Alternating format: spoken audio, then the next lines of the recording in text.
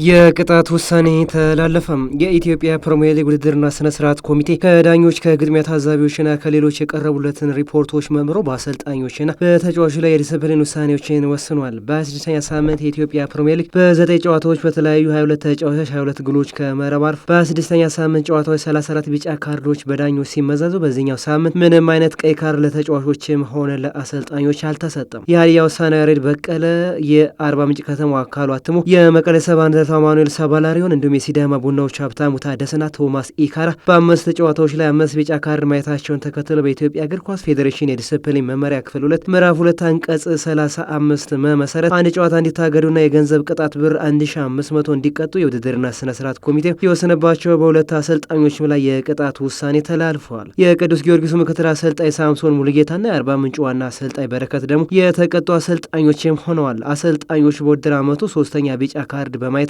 በኢትዮጵያ ፕሪሚየር ሊግ ደንብ ክፍል 1 አንቀጽ 13 በተራ ቁጥር 16 መሰረት የአንድ ጨዋታና የብር 5000 ብር ገንዘብ ቅጣት ተወስኖባቸዋል። የኢትዮጵያ ፕሪሚየር ሊግን ኢትዮጵያ መድን በ51 ነጥብ ሲመራ፣ ባህር ዳር ከተማ በ40 ነጥቦች ሲከተል፣ ኢትዮጵያ ቡናና መቻል በ39ና በ38 ነጥብ ሶስተኛና አራተኛ ደረጃ ላይ ተቀምጠዋል። ኮከብ ግብ አግቢነቱን የሐዋሳው አሊ ሱሊማን በ12 ግቦች ሲመራ፣ የመቻሉ ሽመልስ በቀለ፣ የአርባ ምንጩ አህመድ ሁሴን፣ የመዲኑ መሐመድ አበራ በኩል 10 ግቦች በሁለተኝነት ይከተላሉ። የኢትዮጵያ ፕሪሚየር ሊግ ከአንድ ሳምንት እረፍት በኋላ የፊታችን ሮብ ዳግም ወደ ውድድር የሚመለስ ይሆናል።